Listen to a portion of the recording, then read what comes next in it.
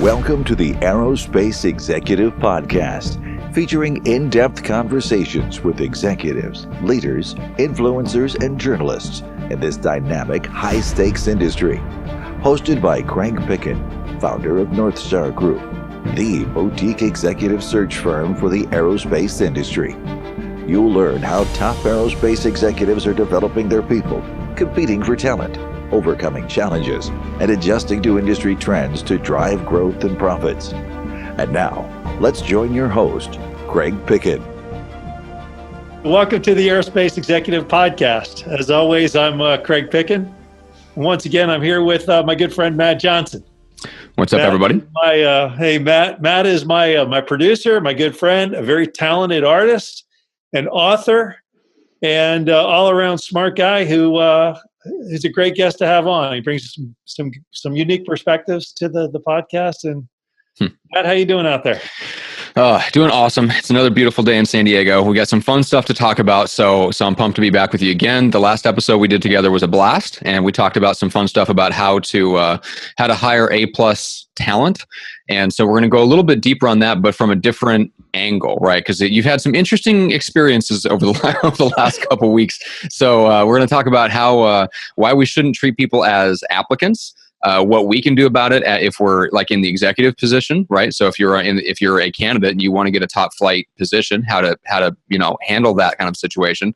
But then also from the corporate side of things, how do you build a hiring process that A-plus players will actually go through and not be turned away? So let's start by setting this up a little bit. There's a great. I read a great article. It was I can't remember where. I think it was on LinkedIn somewhere. Okay. Yeah. Or maybe Inc. magazine. I'm a big fan of Inc. magazine. And it was written by an executive, and he just said, the power of saying no. Okay. No, I'm not going to do that. Yeah. From the candidate's perspective? From any perspective. And it was like a company, he was trying to sell something, and the client came in and said, we want you to do X, Y, and Z. And he said, no, I'm not doing that. They're like, okay. What do you mean you're not doing that? Everybody does that, I guess. I'm not everybody. Yeah. This is the way I do it, and I guarantee you, I guarantee you results. Yeah. And I think as an executive, no matter what level in the food chain you are as an executive, I think there's a lot of power. There's a lot of power in saying no. So.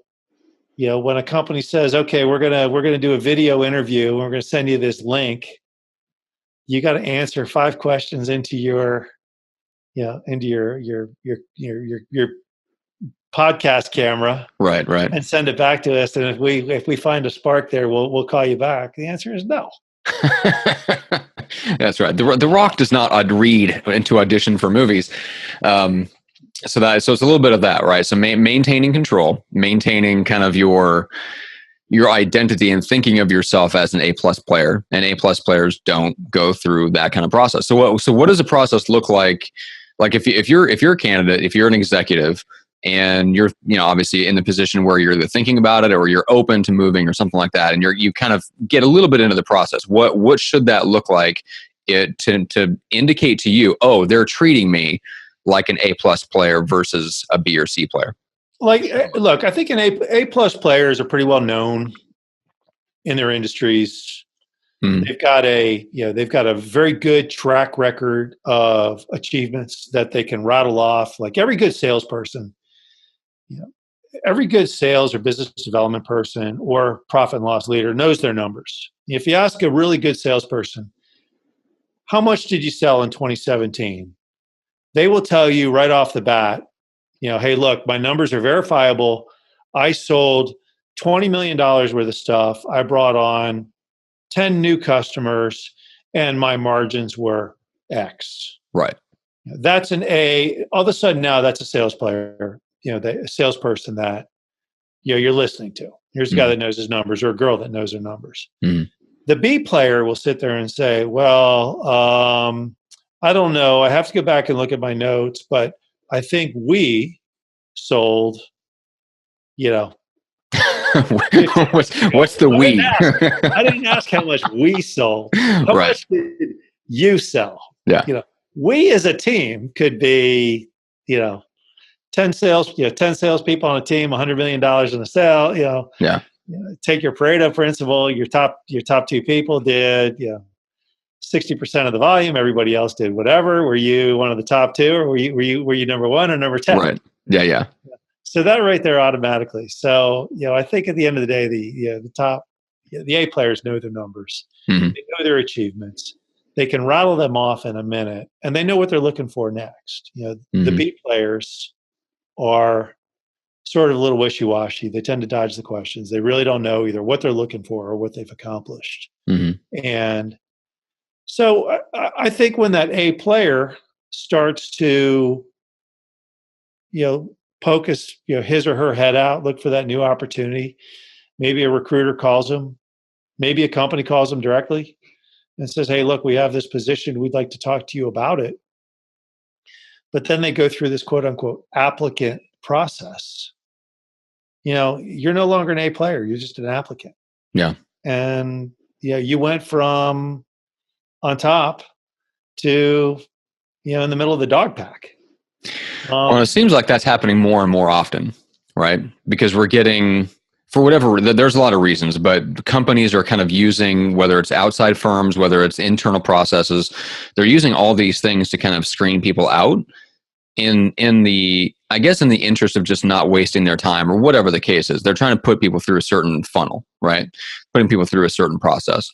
But that automatically assumes that they're all the same, they're all going to comply, and that you're willing to come to terms with whoever pops out the other side of that funnel. What you're saying is that putting a funnel in front of them automatically probably turns off the cream of the crop. So by doing that, you're automatically whittling it down to you're already only contending for the B and C players, because those are the people that are willing to go through the process. That's pretty much it. I mean, it's a shotgun approach. Let's go take a shotgun.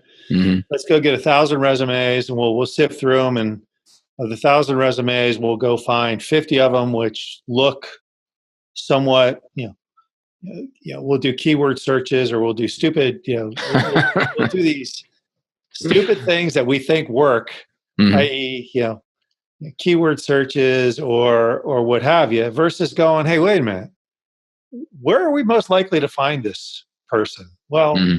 maybe it's in a company that looks just like us. Yeah. Maybe we need a new GM. Well, let's go see if there's a company out there just like us who's got a director of operations who's willing to take the next step up. Yep. Or maybe we could just go poach one of their general managers, pay them a little bit more money, and show them why the water's warmer over here. Mm-hmm. So, all of a sudden now, not only are you going, all right, we're going to go take a shot or a rifle approach and find the A players in our network and in our industry, you're also building your relationships with customers or competitors or other executives, and mm-hmm. showing them a process versus sort of turning them off with some sort of scatterbrain. Let's go talk to everybody. Yeah, well, it's one of those things where, because I have a friend of mine that runs this system. You mentioned, send them a link where they have to answer some questions on video and things like that. And I understand it from the perspective of the person doing the hiring. Is it nice to be able to automatically and very, very quickly screen out the people who aren't good or aren't a good fit? Because this is all based on the assumption that 90% of the people that come through that funnel are not going to be a good fit. Which, if you take a shotgun approach, that's true. But it's because it starts with the shotgun approach, right? It starts with putting it out into the market and accepting a bunch of different applicants and kind of putting it out there in a way that gets a whole bunch of people into the funnel. And then, yes, you have to do things like that to whittle them down. Now, in the case of my friend, he's going direct to, he's hiring entry-level people. This is not his process for hiring a VP level person. Right. You're hiring entry-level people. And so I think what their mistake is they're looking at that process going, hey, that works really awesome for hiring lower level people. We should do the same thing at the executive level. Well, that doesn't work, right? It just doesn't apply. No. Two different ball games. You're playing two different games essentially. How you hire a great salesperson or how you hire a great general manager or CFO or CEO is completely different than how you hire a entry level or early level executive. Yeah. Good case in point, a friend of mine was looking for a really good sales executive. Mm-hmm. And he looked at one of his buddies and said, you'd be a really good sales executive. And his buddy said, I'm really not. I'm not that gregarious. I'm really not that gregarious, glad handing, portrait of what a salesperson is supposed to be.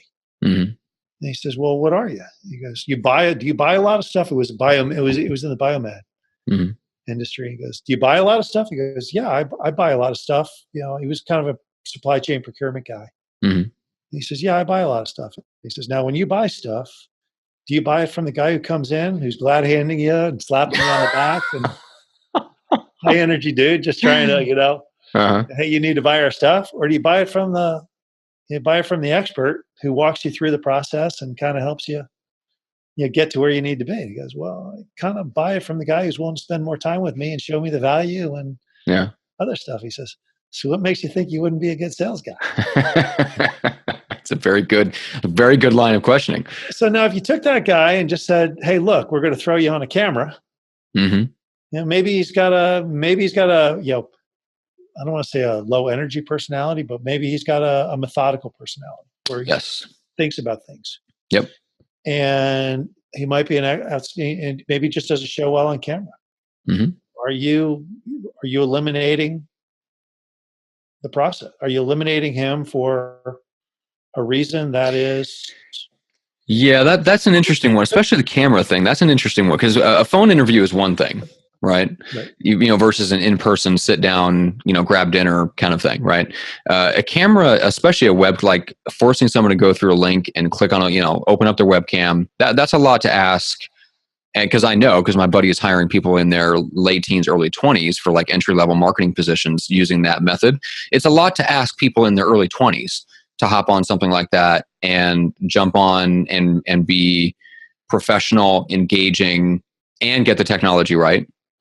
So that they actually do what you're asking them to do and come across well on camera.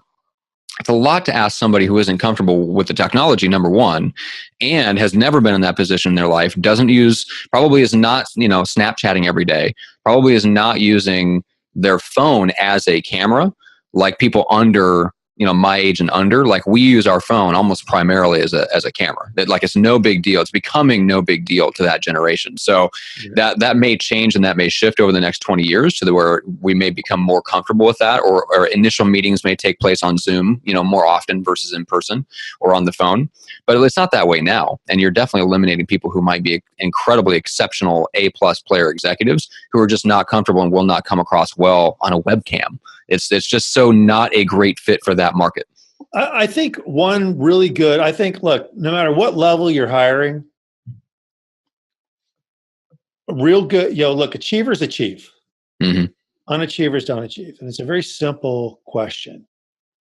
Let's just ask, get on the phone and you talk to somebody and go, I don't care how old you are. Say, what have you achieved? Mm-hmm.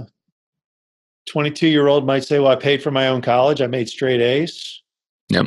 I did X, Y, and Z, and now I'm ready to do it. Okay. Now you've got somebody with a track record of achievement. You take somebody in their 30s, you say, hey, look, during my 20s, I went to work for Acme Corporation. I caught 10 roadrunners. Right. Yeah. I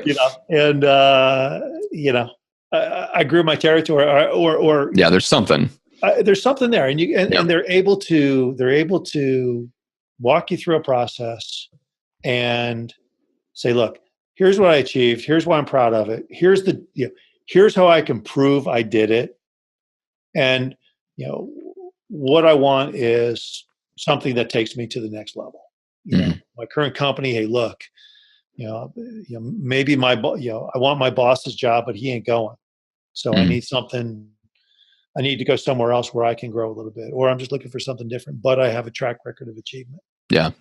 So what is it about the like we were talking before we kind of hit record, we were talking a little bit about the difference in the hiring processes between small and large companies, and just how much of a massive difference there often is when you go to hire someone or recruit someone to go work for a larger company. The process ends up being very, very different, and they throw up interesting little, sometimes it's the webcam interview, sometimes it's another person or 5 other people being involved. You know, we talked last time that sometimes it's they got to meet with 17 different people before they get approved and all this stuff.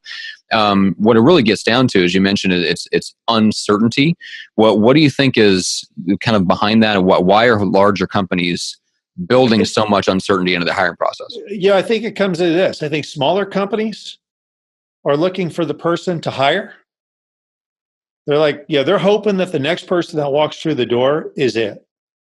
Like, maybe they have limited funds to travel, for people to travel in to interview, or maybe they're just growing so fast that they're like, man, we need this general manager, or we need this director of operations to get rid of some of this backlog. They're hoping the next person that walks through the door is absolutely it. And big companies, they're screening out. They're screening. The default is no, right? Basically, the default setting is different. The default in smaller companies is yes, until you prove to us no. In big companies, it's no until until we get a consensus. Yeah, that it's yes. Okay. And I will tell you, inevitably, small companies hire better than big companies. They hire more agile people, more energetic people, more capable people. I think big companies tend to focus on people who will just fit into their system versus the athlete. Yeah. There's a great line. It was in a book here I was reading just here the other day, and it was in a different context, but essentially they said something. Growing a business is very similar to the military, to warfare. Usually one bold stroke. You find one bold stroke. If you can find that, it's very hard to find, but there's usually one key strategic move that is the right move out of a bunch of wrong moves. And they said nobody ever got fired for the bold move they didn't make. And that's why those types of executives get hired at bigger firms, because it's the people that are they're looking for that. They themselves are not willing to not necessarily make a bold move in terms of who they choose. And they're also afraid of people who want to come in and make bold moves, because not only is whoever recommends them, whoever brings them in, whoever is kind of pegged with the responsibility of hiring that person, is then therefore accountable for all the things that they do and suggest and push and all the strategic decisions they make. So it's just the whole system seems to be kind of rigged against bringing somebody in that's going to make a bold move. But in the end, it's usually that bold move that ends up being the one right thing. Right. And it's all about, once again, I'm a big believer in, so my early career was military. So I spent 8 years in the military. And the first thing you're drilled down as an officer in the Navy is accountability, authority, and responsibility. If you have the accountability, if you're accountable for it, you are responsible for it. Thus, you have the authority to do the actions that are needed to make it, to get it done. Right. So if you go into a big company, some big companies, or GE is struggling mighty right now, and you say, okay, well, we want to break individual profit and loss, vehicles. Okay, who owns the profit and loss? Well, it's Joe. All right. Well, now Joe, he's responsible for the numbers. He now has the authority to pick his team, and he's responsible to make sure it gets done right. Joe, have at it. I was going to say that can't actually be how it works. Usually that's the point where they go, well, you're accountable for the profit and loss, but we're going to spend the next 2 years meddling in who you hire and not really allow you to build the team out and set the strategy. And but before we hire this person, you got to go meet Susie over in purchasing, and you got to go meet Fred over there. And once again, it comes down to like the last podcast we did, getting 5 people to agree on lunch is damn near impossible. How you get people to agree on who to hire is the right thing. But, but I think from we're sort of talking about from an executive standpoint, from a personal standpoint, you look at a process and you say, look, once again, Acme Corporation, they've got somehow or another, they got my resume, and they want me to go through this process. Mm-hmm. If I go through this process, how do I feel at the end of it? Vice presidents want to talk to vice presidents and presidents. Yep.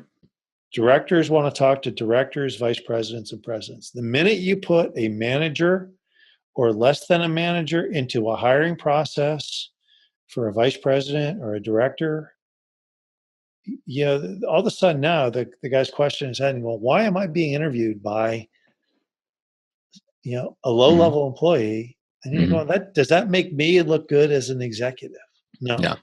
It doesn't. It means you're willing to be interviewed by by a manager or a low-level employee, right, who has no clue whether you're qualified for anything, right, because they just haven't been at that level yet.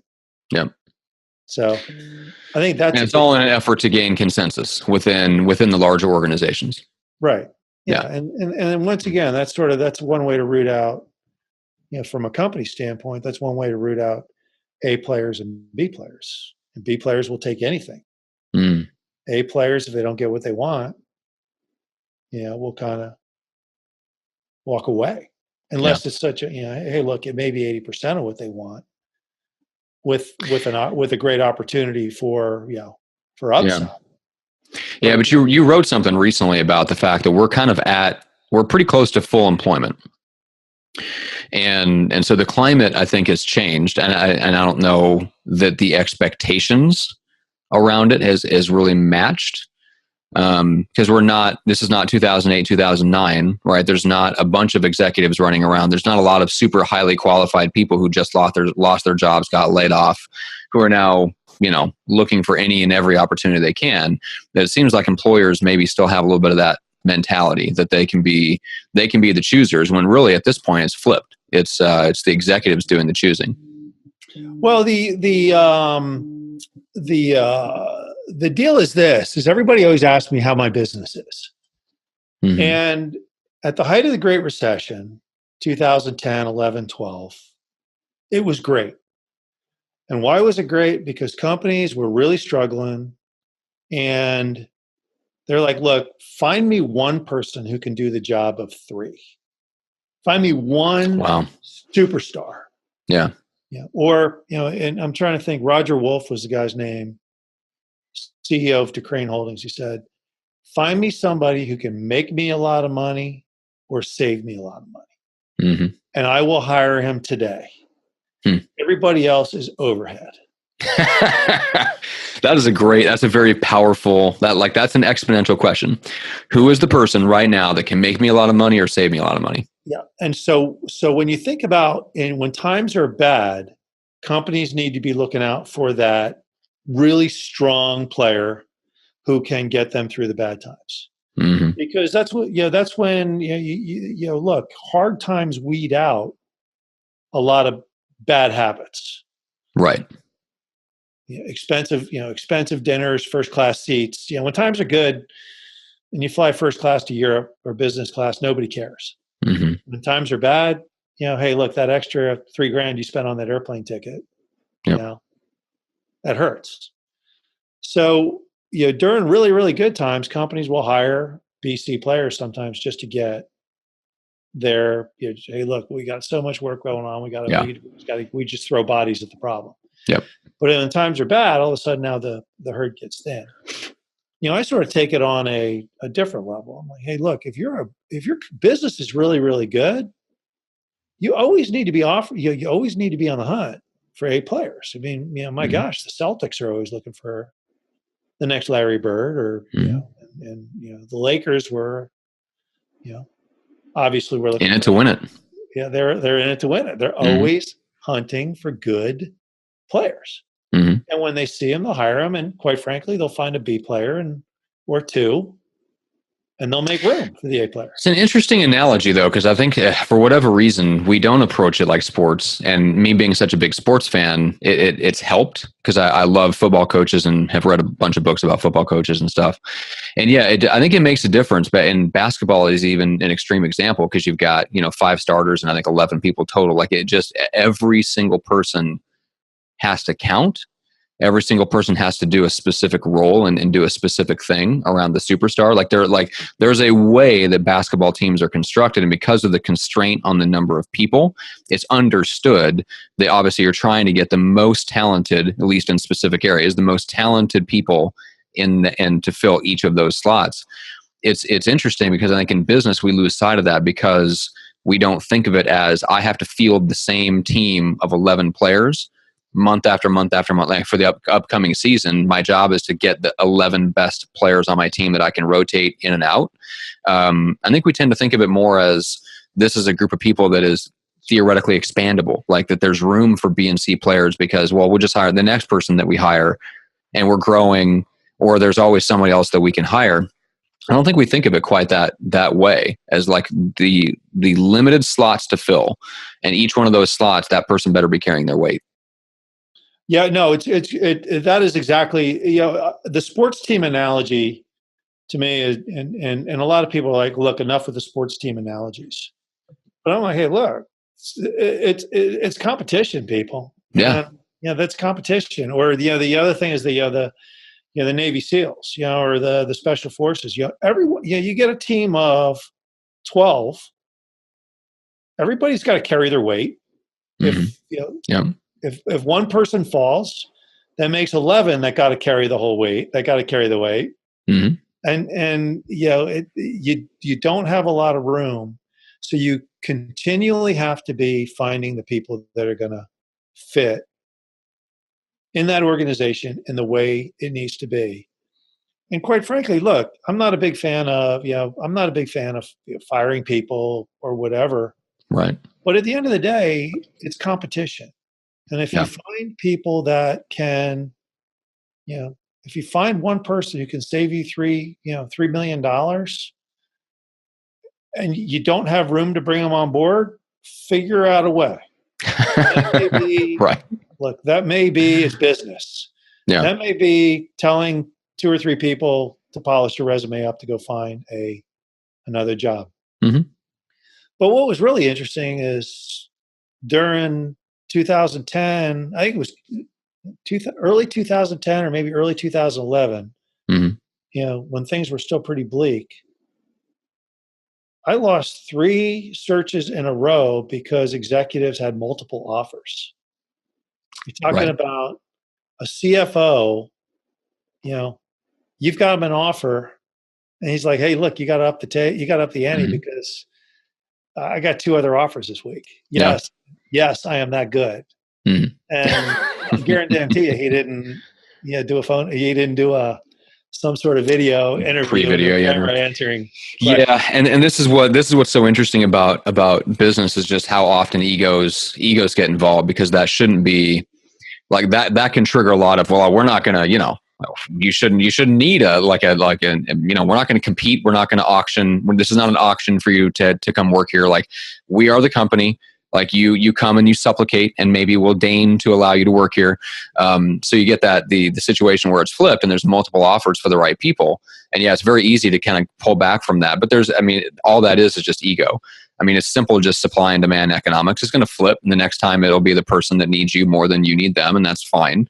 That shifts with the economy. But it shouldn't be an ego thing. There really is no place for it. But yeah, it's interesting how often stuff like that crops up.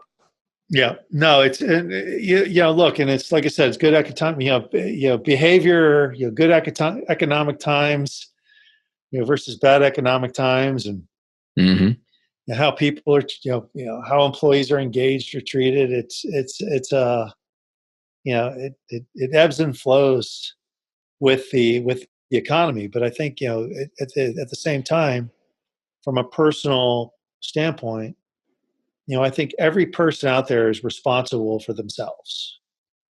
And they ultimately, look, if they're an A player, they need to be doing everything necessary to prove they're an A player, be it thought leadership, putting out articles on, LinkedIn or social media, or contributing to trade mags or whatever. They put themselves out. I'm an A player. Here's why. They need. A lot of people.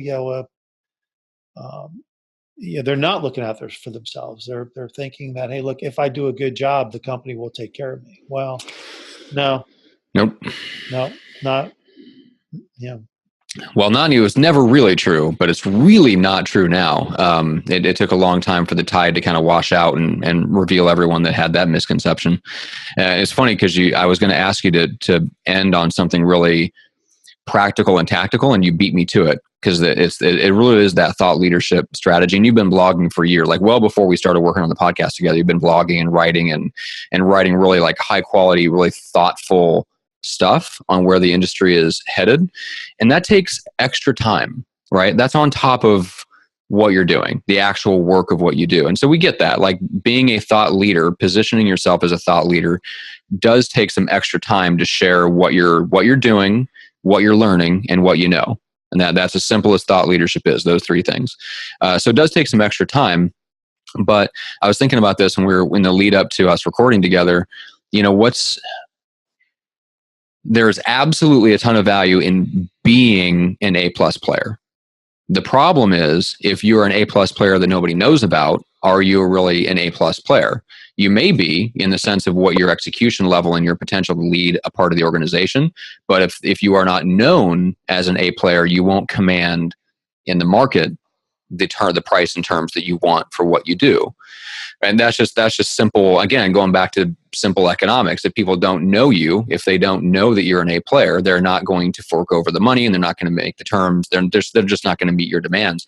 And so that the thought leadership strategy of sharing what you're doing, learning, and know is the way. To me, it's the way that we all have to get there. I mean, that's kind of the new reality that we live on. Is if we refuse to do that, if we refuse to take kind of a thought leadership position, we may be an A+ player, but we may never get paid like it.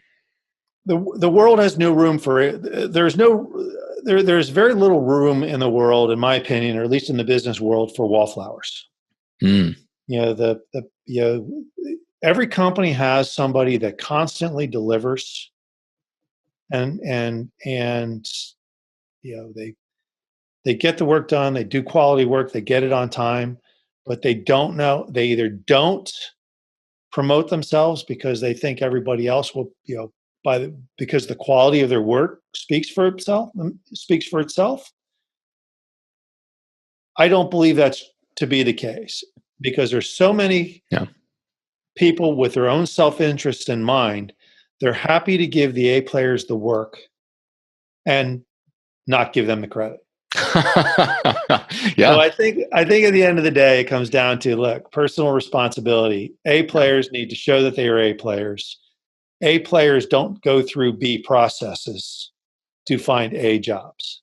Mm-hmm. And that's, it's kind of, you are how you act.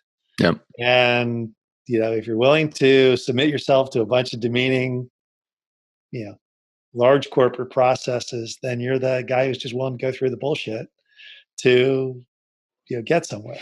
Yeah. But there's so many people, and you get a B offer. Yeah. And you get a B offer because, hey, look, that's the way it goes. Yeah. So I think it's a lot of, I think what it all comes down to is the A players know their numbers. They take personal responsibility to make sure that their work and their caliber and their quality gets out there. And they understand how to put themselves out there to a marketplace that will respect everything that they can bring to the table. Yeah. So that's a great note to end on, because I can't say anything better that will eclipse that. So speaking of the blog that you write and the stuff that you're putting out there, where can people find that? LinkedIn. I'm always on LinkedIn. And northstaresg.com is my website, and all the blogs go up on the website, as do the podcasts, and obviously in iTunes too. That's right. Yeah, I was going to say on iTunes, on Stitcher, if you're a Google Android user, just make sure to leave a rating and a review. So if you guys enjoy the show, if you guys enjoyed a particular guest of the show, you've had some amazing guests as well from the industry. If there was a particular guest that stood out to you guys, make sure to mention that in the review so that we can pass that along to them and thank them for coming onto the show. But yeah, this has been awesome as always. A lot of fun. So make sure to check out the blog, the podcast, all that good stuff. And I know next time you've got some great guests coming up. So we will. I'm going to get out of the way and let them take the show back. Thanks for being here once again, Matt. Thanks, Appreciate Greg. it.